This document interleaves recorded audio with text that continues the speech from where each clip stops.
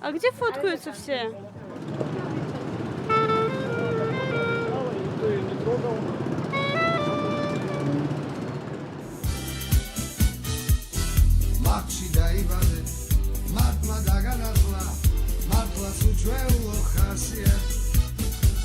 Straight up now, tell me, do you really wanna love me forever?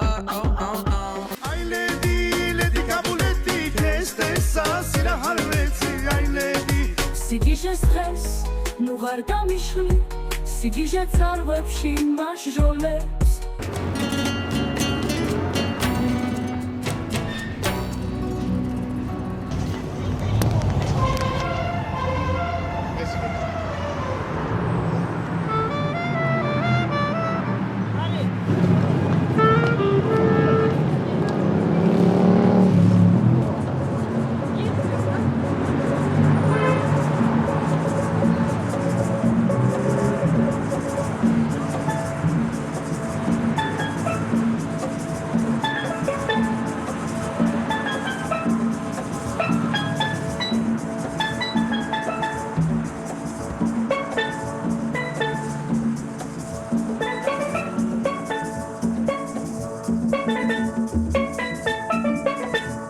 რა მდგომარეობაშია დღეს ტურიზმი?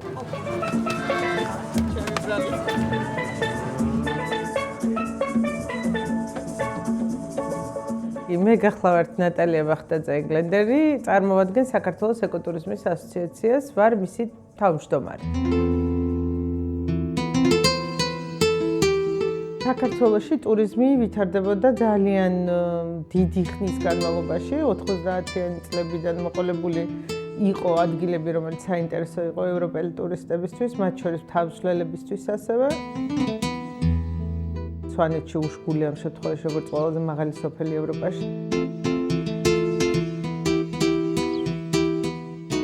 სადაც იყო ცოტა ინფრასტრუქტურა, მაგრამ ძირითადი მიზიდულობის წერტილი იყო აი ეს ხელუხლებელი ბუნება და ტურიზმისგან გაურყვნელი, ასე ვთქვათ, ბრჭყალებში საზოგადოება.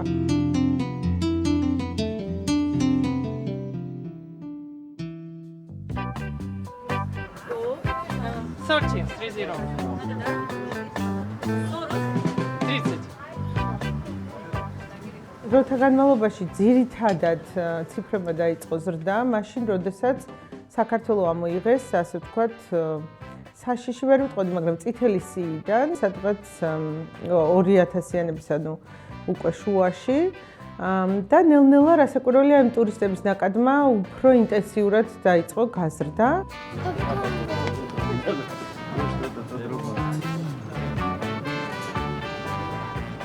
პიკი ჩვენი, როდესაც მივახციეთ ტურიზმის, ეს იყო სადღაც 2017-დან დაწყებული 19 წლები, კოვიდამდე, ანუ 2020-ის მარტამდე და ეს ძირითადად გამოწვეული იყო ეს რაოდენობა იმითი, რომ ჩვენ გავხდით საინტერესო ტურისტული ადგილი, ასევე მასიური ბაზრებისთვის. საქართველოში მოგზაურობისას ხშირად გაგჩენია შთაბეჭდილებების ან რეკომენდაციების გაზიარების სურვილი და გსურს დააფიქსირო შენი მოლოდინები, ამაში ჩვენი უკავშირის კითხვარი დაგეხმარება.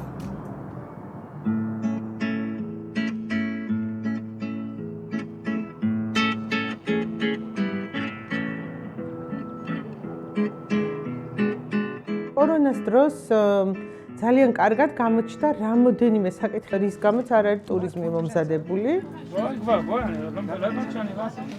ინდუსტრიის ხმა არ იყო იქამდე გაერთიანებული და ეს გამოწვევა იყო ცალსახად. და მეორე ის, რომ ის ტურისტული სეგმენტი, რომელიც მიმბაძველობით იყო გაკეთებული, ანუ მოთხოვნაზე ორიენტირებული და არა თავისთავად საინტერესო, მათ ყველაზე უფრო გაუჭირდათ.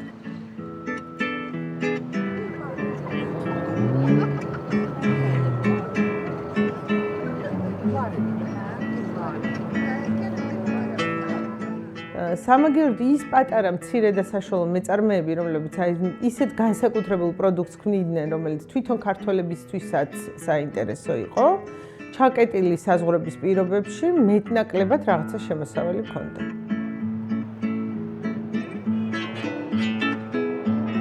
მაგალითად თუშეთში საოჯახო სასტუმროები, სვანეთში საოჯახო სასტუმროები, იგივე გურიაში, იგივე სამეგრელოში ნელ-ნელა ის, რასაც ჩვენი თანამემამულეები, ასე ვთქვათ, საზღვარგარეთ ძირითადად ეძებდნენ, აქ ნახეს იმ პერიოდში, ანუ ჩაკეტილი საზღვრების პირობებში. შეძლებ შეაფასო მომსახურების ხარისხის დონე. ასევე გაგვიზიარო შენთვის საინტერესო ტურისტული მიმართულებები, ლოკაციები, რეკომენდაციები და საქართველოში მოგზაურობა.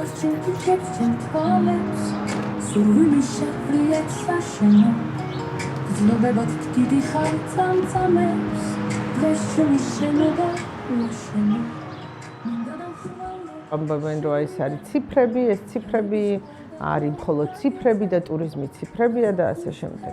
ციფრების ინტერპრეტაცია შეიძლება ბევრნაირად და ასევე დარქმევა სახელის ამ ციფრებზე მინარი, ესეც საკმაოდ, ასე ვთქვათ, თავისუფლები ვართ მაგაში. ჩვენ განსაზღვრული კანონით გვაქვს უკვე ვინ არის საერთაშორისო ვიზიტორი, ვინ არის ტურისტი და ასე შემდეგ. და არა გვაქვს განსაზღვრული, ვთქვათ, როგორ ვითვლით ეს წესი. ხედავთ იმისა, რომ პოლიტიკურ ტურბულენტობას პროგნოზირებენ, ძალიან კარგი მიღწევები გვაქვს ტურიზმში და ეხლა შემოგვერთდება მაია აუმიაძე ტურიზმის. ეს წესი ამ შემთხვევაში როგორც ითვლება, არის UNWTO-ს მიერ მოცემული ზოგადი წესი, რომელსაც თვითონ მსოფლიო, ანუ UN ტურიზმი ადგენს თვითონ აი ამ ტურიზმის ბარომეტრს, როდესაც იკვლევს, თქვათ, როგორ გაიზარდა ტურიზმი. ზოგადად მიმდინარე წლის იანვარ-სექტემბრის პერიოდში, როგორც ვიცით, ტურიზმიდან მიღებული შემოსავლის რეკორდულმა მაჩვენებელმა 3.5 მილიარდ დოლარს მიაღწია, რაც გასული წლის ჩვენ როდესაც საუბრობთ უკვე ტურისტების დაცვლაზე კონკრეტულ ადგილას, ჩვენ მხოლოდ საზღვრის კვეთა კონკრეტულ ადგილას და 24 საათიანი გაჩერება ამ ქვეყანაში ეს ვერ იქნება, ასე ვთქვათ, ძირითადი ინდიკატორი, იმიტომ რომ თქვენ იცით, რომ ზამთარში, ვთქვათ, რიკოთის პრობლემები თუ არის, რომელიმე გზის პრობლემები თუ არის, 24 საათზე მეტი ჩერდებიან ასევე ძღოლები, რომლებსაც გადააქვთ, ვთქვათ, გარკვეული ტვირთი სხვადასხვა მიმართულებით, ხო?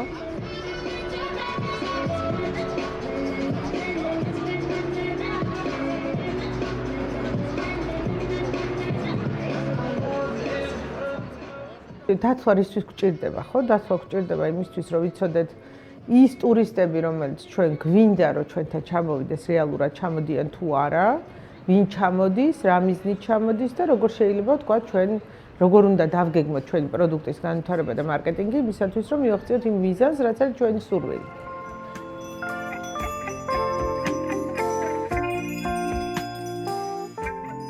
რაც შეეხება თვითონ ამ ტურისტების მოგზაურობის კუთხით, ვთქვათ, ისინი ვინც ჩამოდიან, ესეც უნდა გავაანალიზოთ, ანუ ის ადამიანები, ვინც ჩვენი მეზობლებიდან ჩამოდიან, ხო, მეზობელი ქვეყნებიდან, რეალურად არიან ტურისტები თუ უბრალოდ არიან ვიზიტორები, ხო? ან ვთქვათ, სიტყვაზე ბიზნესია. რაც სამწუხაროდ ეხლა ეს ინფორმაცია არ გვაქვს.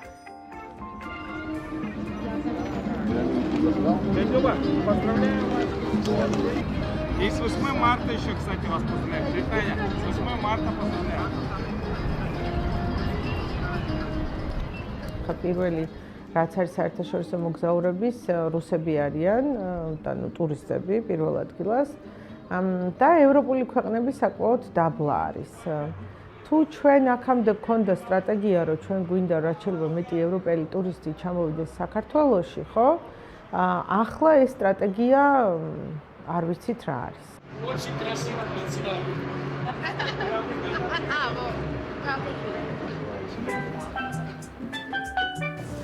საქართველოს დიდი ბრიტანეთის ტურისტულ გამოფენაზე ქვეყანა, რომლის შემოსავლის ერთ-ერთი მთავარი წყარო ტურიზმია, იმ 180 სახელმწიფო შორისაა, რომლებიც საკუთარ პოტენციალს 40,000-ზე მეტ სტუმარს უზიარებენ. ლონდონის სტენდზე 21 ქართული კომპანია უცხოელებს ქვეყნის ტურისტულ გამოფენაზე.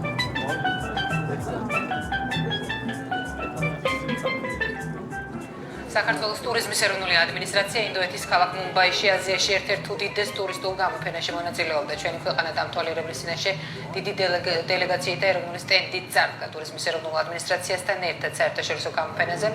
საქართველოდან 45 კერძო კომპანიაც მონაწილეობდა შემოქმედებაში. და არ მოგვია ამასაც თბილისის ნომერი აქვს 01. თბილისელი ხარ შე.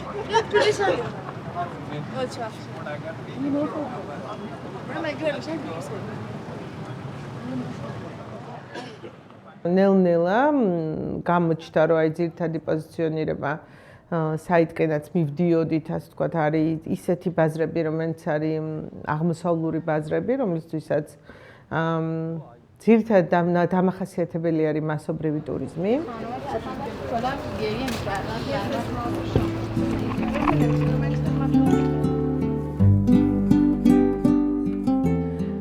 ასევე დამახასიათებელი არის მათი ბიზნესის ექსპორტი, ასე ვთქვათ, სამიზნე ქვეყანაში.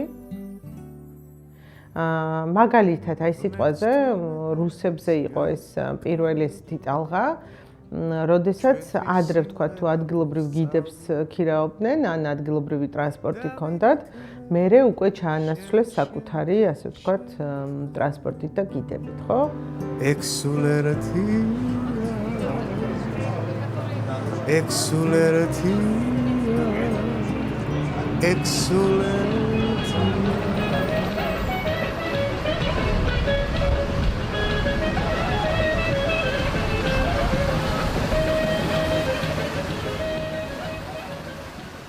ის ტურისტები, რომელიც ჩვენ გვინდოდა, რომლისთვისაც ამდენი წელი სტრატეგიებს წერდით და ვანვითარებდით, ასე ვთქვათ, სხვადასხვა ტურისტულ ადგილებს, ხო? ეს საწავიდა ეს სტრატეგია, ანუ ჩვენ რეალურად ქვეყანას ვამზადებდით აბსოლუტურად სხვანაირი ტიპის ტურიზმისთვის და ახლა ერთის ხელისმოსვლით მივიღეთ სხვანაირი ტურიზმი.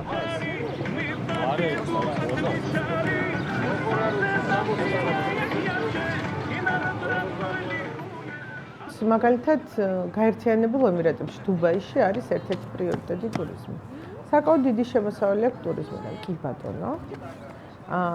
ჩვენ გვინდა ეგეთი ტურიზმი, მაგალითად, როგორც დუბაიშია, ხო, იქ ძალიან ბევრი კონცერტი არის სიტყვაზე აბუ-დაბიში, ხო, ეგ ჩვენი ცნობილი მოვლენები Coldplay-ს კონცერტთან მიმართებაში, ხო? ანუ რისი თქმა მინდა რეალურად რა? კი ბატონო, ტურიზმი შეიძლება იყოს ქვეყნისთვის ერთ-ერთი პრიორიტეტი. ტურიზმი მნიშვნელოვანია, რომ იყოს, ასე ვთქვათ, მდგრადად განვითარებული და მიყვებოდეს გეგმას. იმიტომ რომ ტურიზმი თუ ჩვენ ის არ ვაკონტროლეთ, იგივე ზიანი შეიძლება მიაყენოს, როგორც მაგალითად ბუნებრივმა კატასტროფებმა.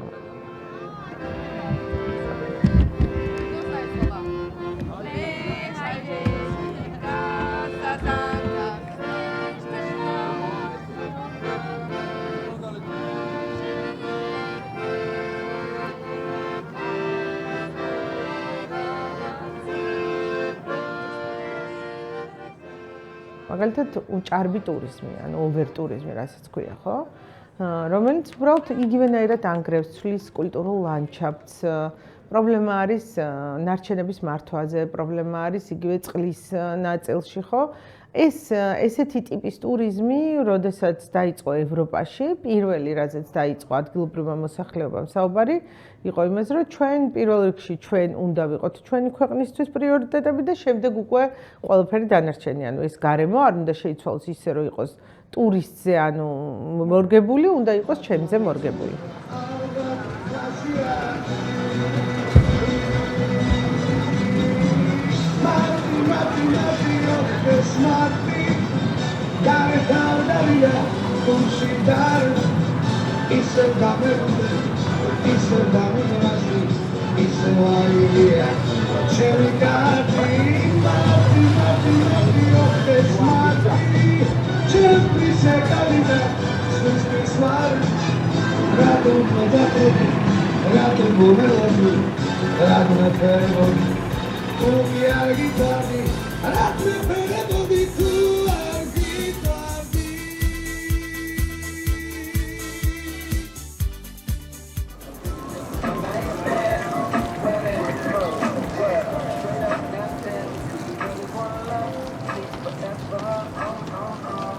მოგზაურის ეროვნული ადმინისტრაცია გაეროს ტურიზმის ორგანიზაციის 122 საბჭოს ხდომაში მონაწილეობს. შეხვედრა კოლუმბიაში იმართება.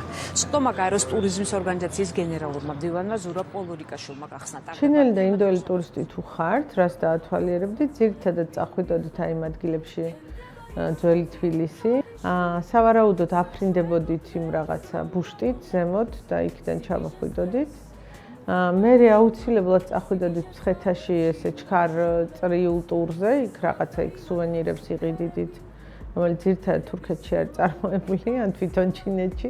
Kabede sitsotshle kamodi Sheni utsnauri saknidan Antitep sunflowers, unglowers აი კონკრეტულად ავტობუსი გაჩერდა 45 წუთი მოგეცით, პატარა ტური ჩაგიტარეთ, მე ვიკრიბებით ისევ ავტობუსთან. და უნდათ ასევე ძალიან ეს ექსტრემალური შეგრძნებები ყოველგვარი ფიზიკური ასე ვთქვათ მომზადების გარეშე. მაგალითად, როგორც არის პარაგლაიდინგი, მაგალითად, როგორც არის რაფტინგი. უბრალოდ საკითხავი ისე, რომ გვინდა ჩვენ ეგეთი ქვეყანა ვიყოთ, ვთქვათ, როგორც არის დუბაი, როგორც არის, ვთქვათ, იგივე ეგვიპტეშიც, ხო, მიდიან პირამიდებს ნახულობენ, ჩამოდიან და ყვებიან ბედუინებთან, ასე აქლემზე როგორ ისხდნენ, ხო? მაგრამ არავინ არ გიყვება თვითონ მათ ყოველდღიურ რუტინაზე, არავინ არ გეუბნება, რომ იყო მათთან რაღაცა სხვადასხვა ტიპის ასე ვთქვათ, განთავსების ობიექტებში, თუმცა ადამიანებთან აღარ აქვს კონტაქტი. თავარი ამ შემთხვევაში კიდე რაც არის, აი ამ ჭარბი ტურიზმის გააზრების დროს, რამდენად მზად არის ჩვენი ქვეყნის წარმოება იმისათვის, რომ გქონდეს ჭარბი ტურიზმი, ან თუ ჩვენ აქცენტს ვაკეთებთ რაოდენობაზე, ხო?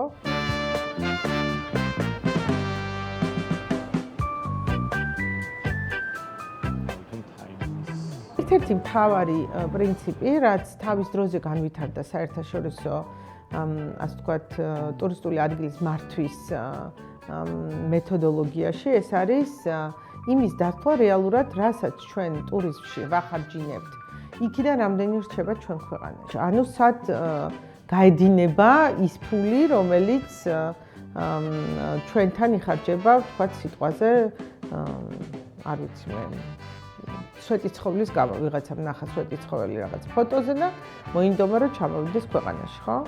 და როდესაც იწევს ხარჯვას აი ამ თავისი ბიუჯეტის, ტურისტული ბიუჯეტის, რეალურად რა რჩება ჩვენ ქვეყანაში.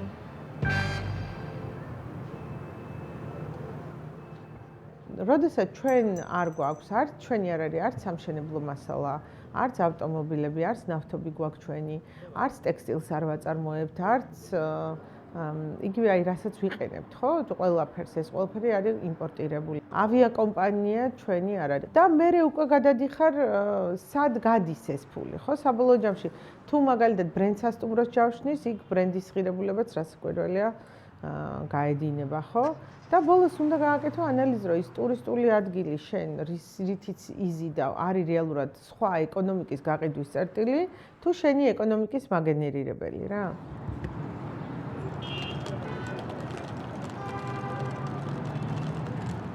10%-ის დაბლა თუ ხარ, ან 10%-ზე თუ ხარ, 15%-ზე, ხო? მაშინ ეს უკვე საგანგაშოა. ესე იგი, შენ უკვე ხარ სხვა ეკონომიკების გაყიდვის დისტრიბუციის ადგილი და არა ხარ მაგენერირებელი შენი საკუთარი ეკონომიკა.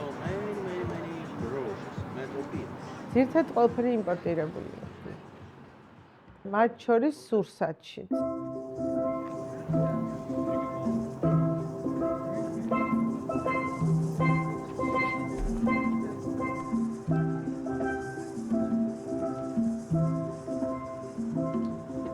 ტურიზმის ორი ძირითადი რესურსი, რაც არის, უბრალოდ სამი. ეს არის ბუნებრივი ღირსშესანიშნაობები, კულტურული ღირსშესანიშნაობები, ეს იქნება მატერიალური თუ არა მატერიალური და ეს არის ადამიანური რესურსი. აი ეს ყველაფერი ხდებოდა ჩვენ ოჯახებში. ტბილეულია, აქვს მას აი ასეთი ახალი ხუთები, ახალი შემოთვით, ვითომ და არის საქართველოში წარმოებული.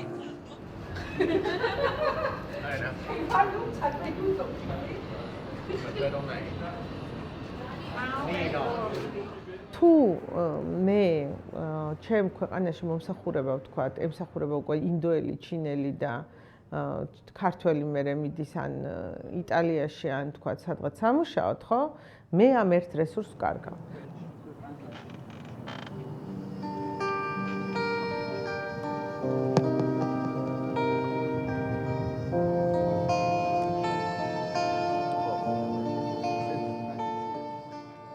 თუ მე რაოდენობაზე ვაკეთებ აქცენტს და არა პირიქით, ხო, რამდენად მაღალი ხარისხი არის.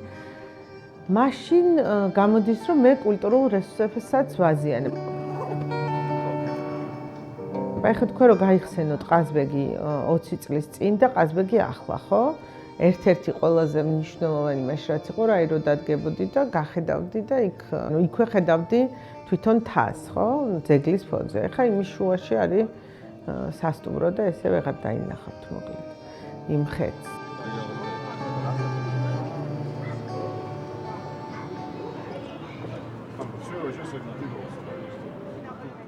თავარი რაც არის, ხო? იგივე ბუნებრივი რესურსები, ამაზეც რაც უფრო მეტ ხელოვნურ რაღაცას შევიტანთ ამ ბუნებაში და ვიქნებით ორიენტირებული იმაზე, რომ ადამიანმა უფრო კომფორტულად გაიაროს, თქვათ, და არა ღირებულება დავანახოთ ამისი, ხო?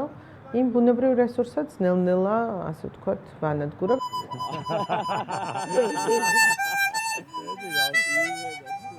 მაგალითად, წალკა არის ამის ძალიან კარგი მაგალითი, ხო? იმის მაგივრად, რომ ვთქვათ, შეგენარჩუნებინა ის ბუნებრივი რესურსი, რომელიც ქონდა, პირდაპირ რაღაც ბრილიანტი ჩაკიდეს, რომელთაც ძალიან ამაყობენ და რაღაცა უზარმაზარი რკინის კიბეებია, რომელიც ჩადის, ხო? ჩვენ იმდენი გვაქვს ბუნებრივად და იმდენაირი გვაქვს ბუნებრივად, რომ მე მგონი დისნეილენდების გამოგონება უბრალოდ არ გჭირდება.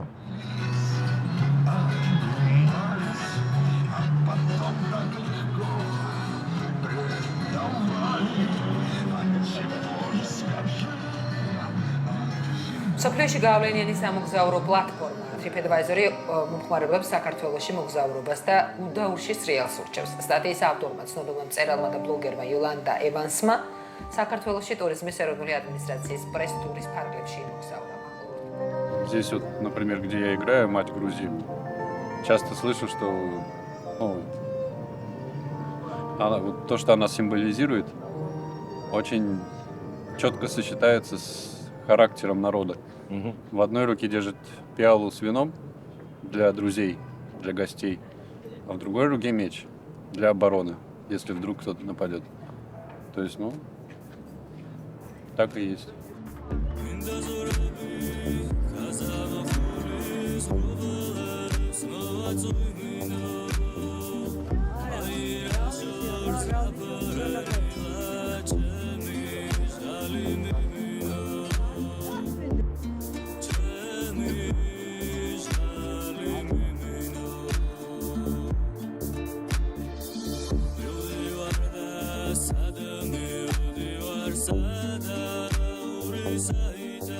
არსებული მდგომარეობა და ტურიზმი არის ძალიან, ასე ვთქვათ, ერთმანეთთან ცოტა შეუთავსებელი თემები.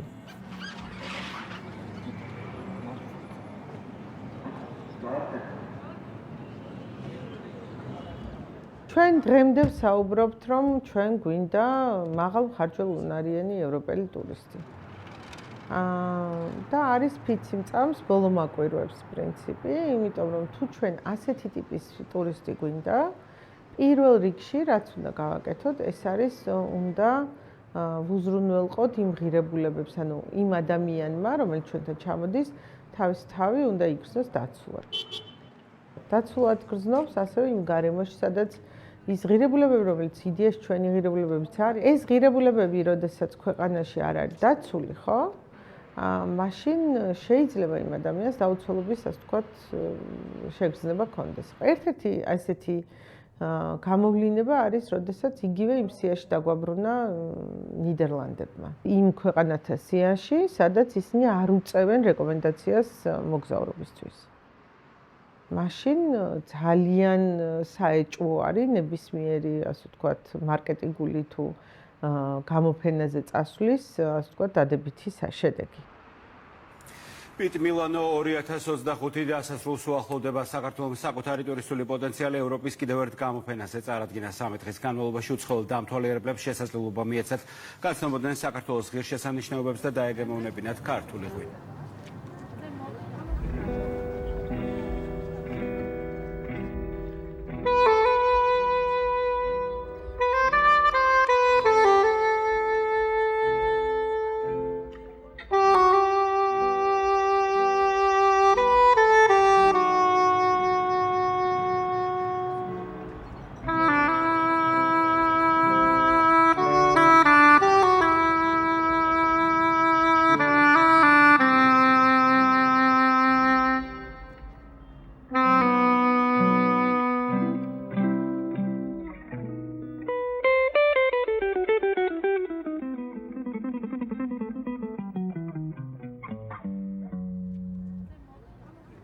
ტურიზმში ერთ-ერთი მთავარი კომპონენტი არის უსაფრთხოება. ამ ეტაპზე ჩვენი ქვეყნის ძირითადი მმართველი გუნდის წევრები არიან სანქცირებული ან ამერიკისგან, ან ევროპის ქვეყნებისგან. ანუ სურო კაცი არ იდგეს რუსთაველზე. ეს უკვე საკმარისია იმისათვის, რომ ვთქვათ, რომ ჩვენი ტურიზმი არ ვითარდება სწორად ამ მიმართულებით.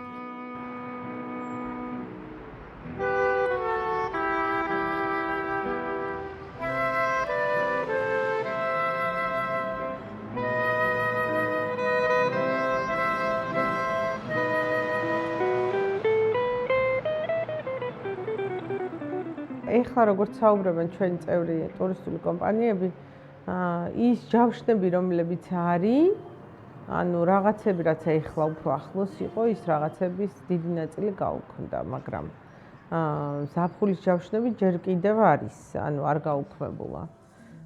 ხო და აი ვნახოთ რა იქნება.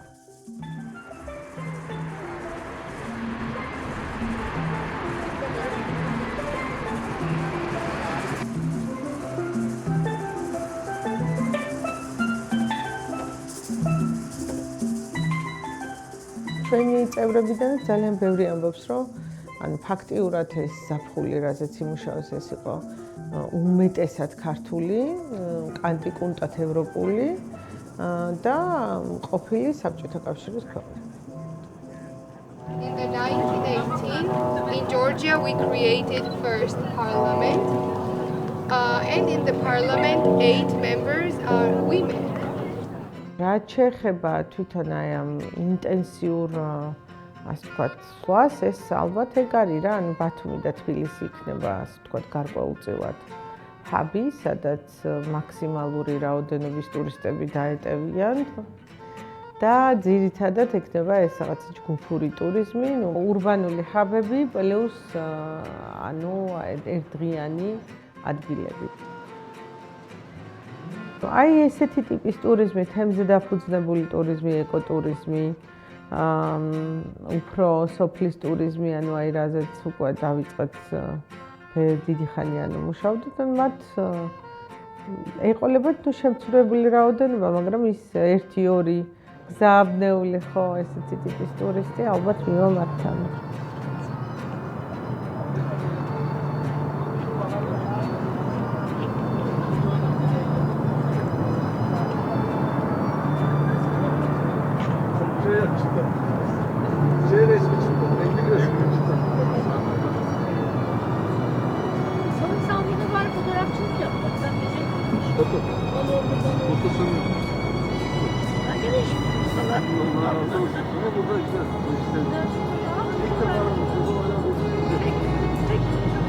Bu kabul edilir mi?